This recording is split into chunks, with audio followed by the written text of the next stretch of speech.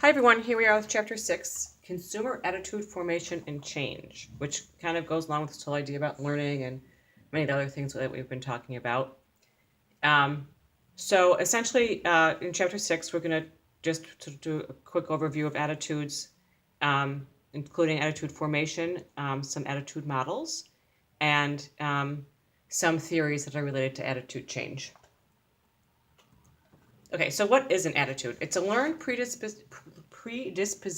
to behave in a consistently favorable or unfavorable manner with respect to a given object. So, for example, so a certain object, the product, the brand, the service, the price, the packaging, and they're usually formed as a consequence of direct experience. Hang on, we'll look at that actually. Attitudes are formed, and we learn attitudes, and either from direct experience, our family, our friends, or media, internet, social media, that kind of thing. So when we talk about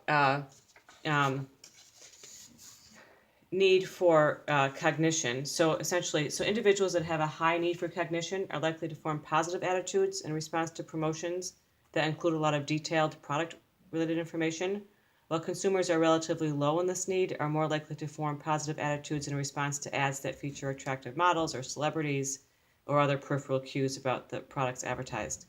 And then innovativeness is relevant in terms of the context of the new product adoption. So how much do we respond, or how much do we need this idea of innovativeness?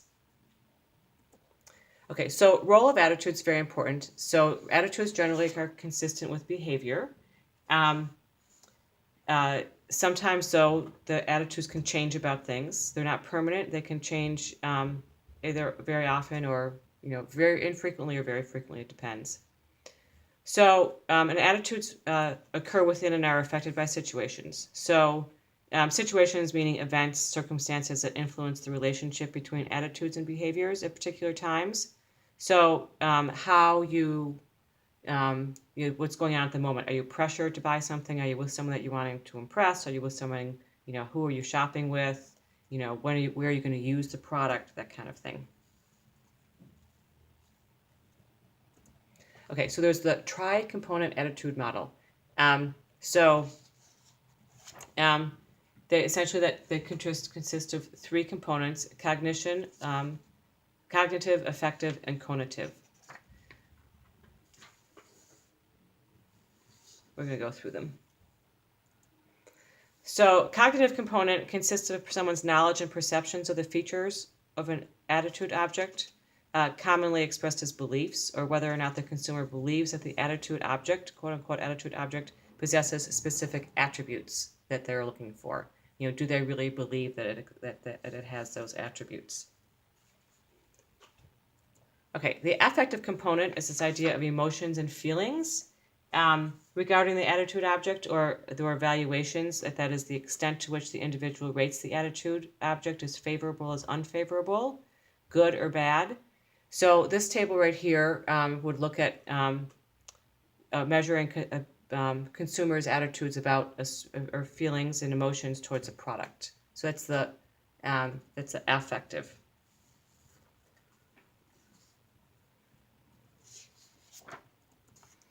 Okay, and then the conative component reflects the likelihood that someone will undertake a specific action or behave in a particular way with regard to the quote-unquote attitude object. It's essentially treated as an expression of the consumer's intention to buy. That's when in consumer research, how is it that do they intend to buy the product? So that's what some questions you might ask in terms of the researcher might ask in terms of people's intentions to buy. So just some things to think about. So what's your attitude towards your college or university or your job based on those that three-part theory? And think about, try to isolate all three of them. Again, just these are things that you can think about as you go along in your day. Okay, so If someone has, the goal, of course, is for a business, if they want to alter a product to make sure everybody thinks their product is the greatest. So the altering consumer attitudes, they want to change beliefs about the products. They want to change the brand image. They want to change people's beliefs about the competing brands. So they try to manage it by, their communication messages and their advertising and, maybe their follow-up care and all that kind of thing.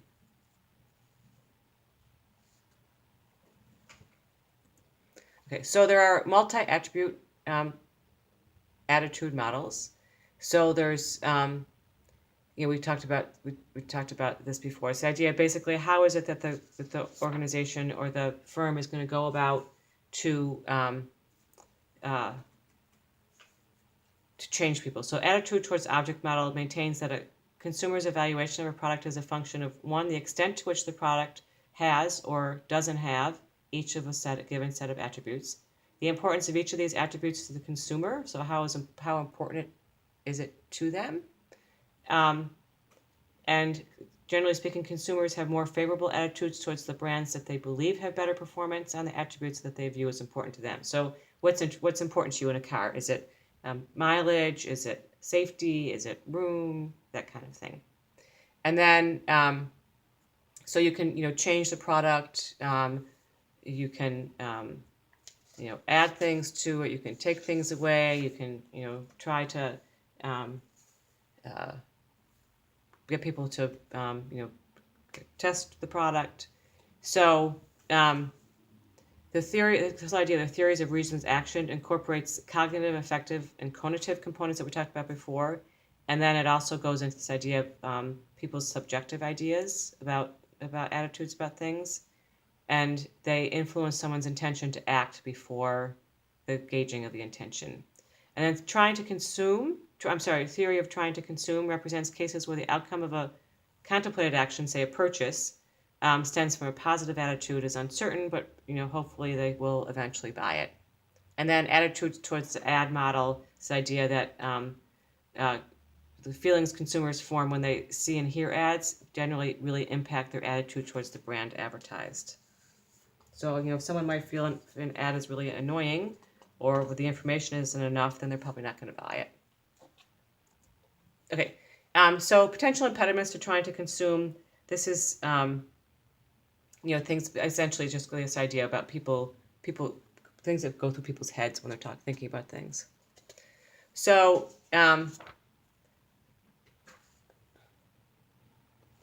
So how is it that we're motivated, the motivational functions of attitude? So utilitarian function stems from the belief that consumers' attitudes reflect the utilities that a brand provides. So when a product has been useful or enabled us to perform certain tasks in the past, our attitude towards it tends to be favorable.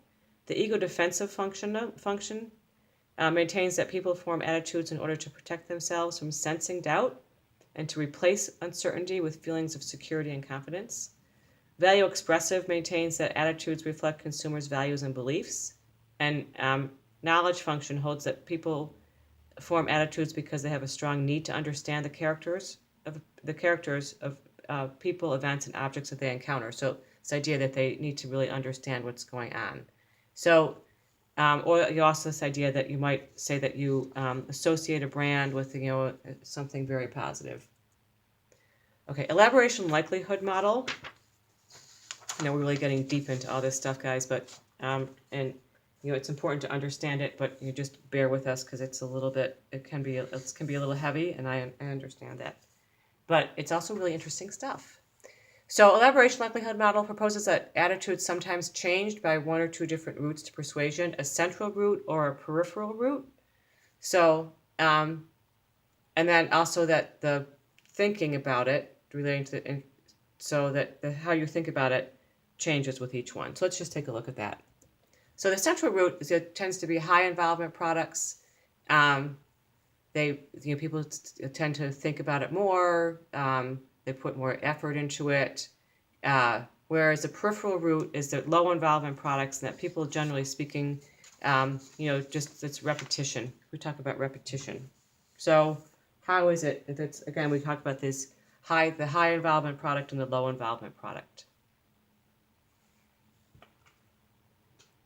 And then marketers know, what is the best way to communicate with them. All of this is ultimately, how do we communicate with the consumer?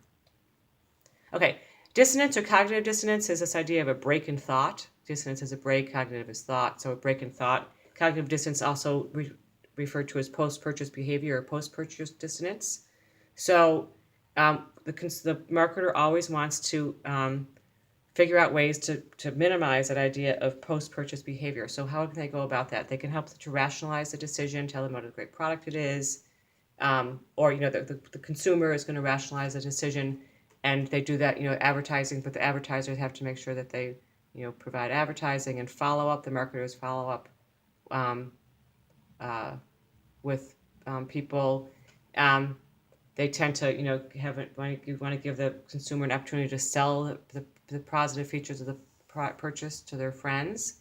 And then they also will seek reinforcement from other satisfied customers.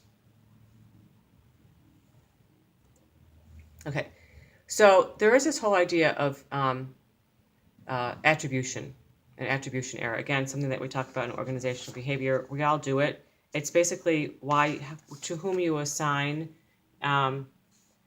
the responsibility for something. And so you could say, internal attribution is giving yourself credit. External attribution is giving the circumstances credit. So, for example, you could, make a cake, and it could turn out really well.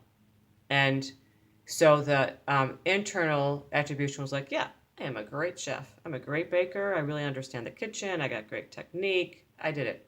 Whereas external attribution was like, you know what? It's a great recipe. It's really easy to follow. And they give you terrific instructions. And if it weren't for the recipe, I wouldn't have done a great job. So this idea of so I'm going to buy that cookbook again. The example they use in the book is about someone who has video editing, and it's the first time video editing, and he does a great job at it, and his friends and peers congratulate him on that. And so this idea of internal be like, yeah, I'm pretty great stuff. I really understand how to, it's first time out. Whereas external attribution was, oh, the product makes it so easy for me. So that's one thing, marketers always want to hear people who are talking about how their products have been, made easier by, that their product makes their lives that makes their customers' lives easier. Okay, so defensive attribution, they usually accept credit for success but assign failure to other people. So again, this is this whole idea. You just need to understand: are you blaming yourself, or are you blaming the product?